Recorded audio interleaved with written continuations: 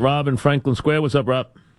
Hey, what's up, Mike? How you doing? Good. What's happening? I know the series is over, but with the Yankee series, ALCS, any reason why they would not play Ellsbury at all, being that he Where were you going to play him? won a ring with the Red Sox? You know, they play Hicks, who didn't hit for nothing. Well, what's your take on them not playing him? They played Hicks because Hicks is at this point, vastly superior defensive player with a great arm.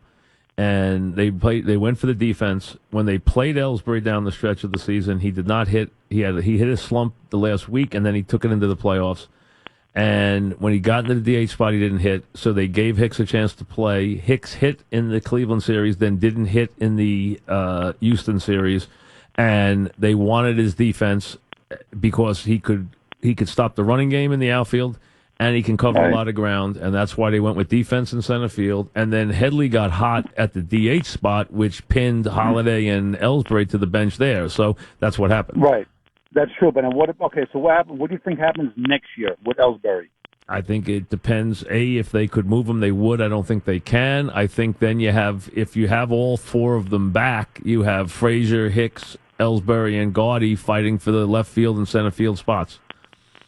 Those are your four guys. You got Judge and Wright. You got those four who can do a little DHing, and those four will be in the outfield. You have those four guys to play the two spots. Well, I'll tell you one thing. It brought back bad memories of 01 because that's how it kind of reminded me of. And you hit it right on the spot. 01 was like a replica to the T. Well, I mean, the series was a little different in that,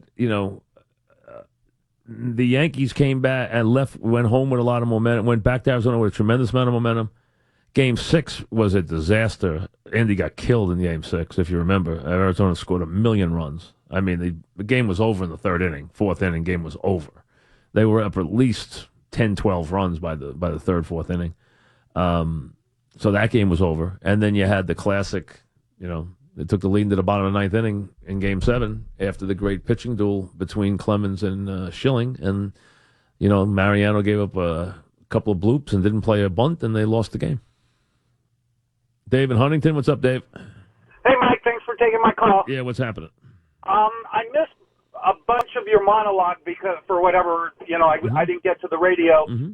Kershaw. Right. Do you think that this postseason so far can erase those two bad innings against the Cardinals for that? Well, first of all, it was more than just two bad innings. I mean, he had more than one. He had more than one bad game. He had 7 losses coming into this series in the postseason. He's 5-7. Yeah, but you can pitch really well. Yeah, but he didn't pitch really well. His ERA is more than double his career ERA. The problem is he's got a minuscule ERA in the regular season, and he had a 4.7 ERA in the postseason, or 4.6 ERA in the postseason. So that's not all done in one game. So he has not been the same pitcher, which a lot of guys haven't been. Roger Clemens never was. Maddox never was. I can give you a bunch of guys who would just never pitch to their ability in the postseason. Last night helped, and I think if he can pitch them to a championship, I think it erases it. Yeah, I think you'll never hear it again. If he can take them home and give you, another one like he did last night, and they go on to a victory in 6 games or something like that, I don't think you'll ever hear it again. That's good. I think. Excuse me. You think the Dodgers are going to do that? I do, but I'm biased. I think the Dodgers were the better team. I think that I don't like Houston's bullpen. I think that they're going to need Verlander to be Verlander. They will need more Verlander heroics to win. That's what I thought going into the series. I thought they would need more Verlander heroics. They need to win tonight's game. They can't lose tonight's game and beat this team 4 out of 5 times. It's not going to happen. This team's got too much quality for that. So I think they have to win tonight if they're going to win the series. I don't think they're going to go 2-0 down and beat Houston and beat the Dodgers, because I think the Dodgers will win a game in Houston. So I think that this game is a must-win, and I think Verlander's going to have to win his starts in this series for Houston to win. I think if Verlander wins tonight, Houston definitely has a chance to win the series. But I thought going in that they were going to have to win the Verlander starts for the Astros to win. And last night set it up perfectly for him to do the same thing tonight. And if he doesn't, for whatever reason, if tonight the Dodgers get to him, then I think enormous edge Dodgers. I actually think that if Verlander gets beat tonight, it could be a relatively short series. So I think this is a key game tonight. Chris in Hicksville, what's up, Chris? Hey, Mike. Regarding Tanaka and the Yankees, do you think it would work for everyone if they, let's say, gave Tanaka another year, got him like 4 for 80, but flipped why would Tanaka agree to that? Why would he go from 3 for 67 to 4 for 80? Well, if he wants to stay here, he doesn't. I mean, theoretically speaking, if I'm Tanaka, I don't do that. I don't do that though. I don't tack a year on for less than I'm making now. I don't do that. I would just say, thank you. I'll leave my 3 years and I'll play my 3 years. Thank you, and then I'll leave after 3 years. I won't, or I'll negotiate after 3 years. I'm not going to do that. I'm not going to take less than what I think is fair value for my services to tack on another year. I'm not doing that. So you'd have. Well, I was thinking about tacking on another year. He gets guaranteed. Well, yeah, tack it on to $22 million. Yeah. Well, the benefit for the Yankees would be if they can change next year's salary from, let's say, 22 to 15. Listen. There's some rules on how much they can actually change. No, that was my other question. There are rules. You can't just fool around with that to get under the cap. There are rules of what you can do. But listen, I've made this point before. If I were his agent, unless I thought there was some outrageous contract out there, I would be very comfortable just to sit with the 3 years, $67 million I have. Mike in White Plains, what's up, Mike? Hey, Mike, how are you? Good, what's up? Mike, I'm going to bring up a topic you're not going to be thrilled to talk about, but, since you're leaving soon and there's no reason to bring this franchise up. The New York Knicks, Mike, the past 17 seasons, you're talking 850 loss seasons, 165 loss seasons. Just talk about this season. We don't need a history lesson. So just give me... So, Mike, what, in your opinion, considering it's been 17 seasons of absolutely dreadful basketball, one playoff series win in 17 years, what... Don't give me the whole history again. What's the point? It's 17 years, Mike. What at this point, in your opinion, needs to be done? They need better players. I mean, can I make it any simpler than that? They need better basketball players. I don't care about 17 years. 17 years means nothing right now. It's about where they are right now, which is why I wanted to go get Bledsoe. Because right now, the Knick roster is not going to beat anybody. They are not a good basketball team right now. They don't have a lot of very good basketball players. They have one player that you would call of real quality. Cantor has some positives. He also has some glaring negatives. Hardaway has a couple of positives. He has some glaring negatives. Okay? They don't have any good basketball players other than Porzingis. That's it. They have one quality player right now. I mean, real quality player. One. It's not enough. Unless his name is LeBron.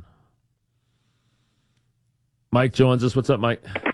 Hey, Mike. How you doing? Good. What's up? Hey, that caller kind of took some of my thunder, and I actually wanted to thank you for all your years. It helped me get here down in Raleigh. Thank you.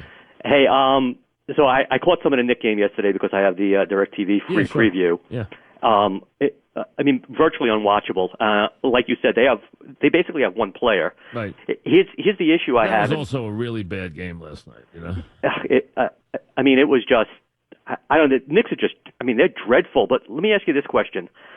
Porzingis, I saw him at the end of the game on the bench. He looked dismayed. He had a bad game last night. He had a really bad game. He doesn't usually have shooting games like that. He had a really bad game last night. Yeah, I know. He seems like a smart guy. Seems like a thinker.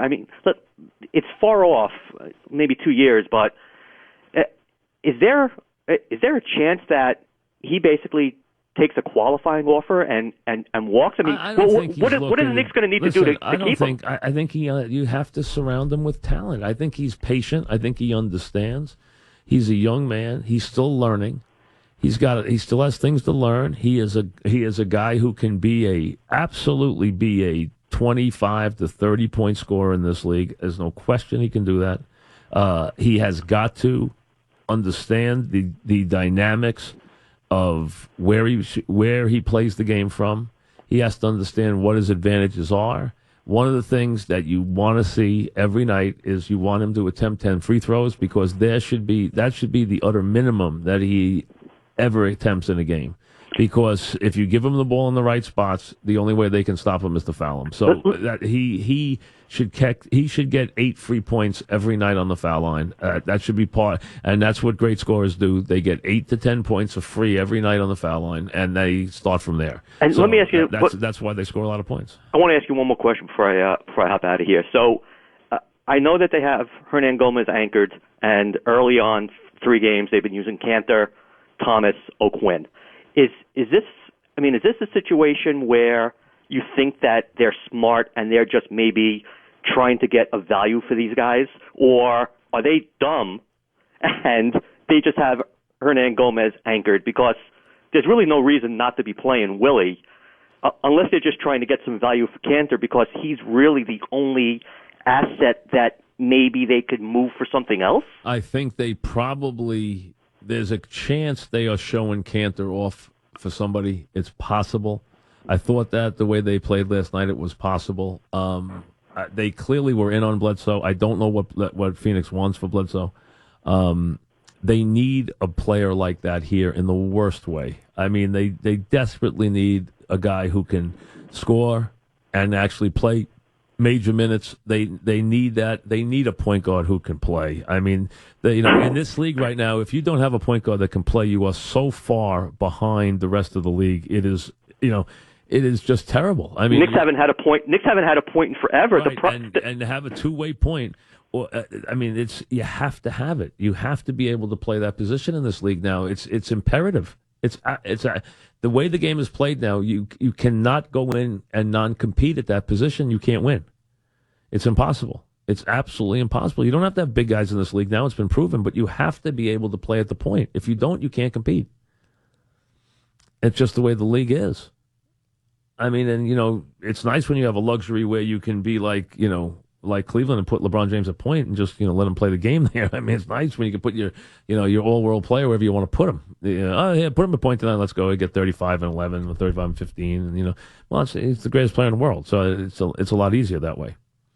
I'll be interested in tonight's game. You heard what happened with Ball and Wall, right? Right. So the father proclaims, right, that Washington will win and that his son will destroy Wall. And now Washington said, watch what Wall does to him tonight on both ends of the floor.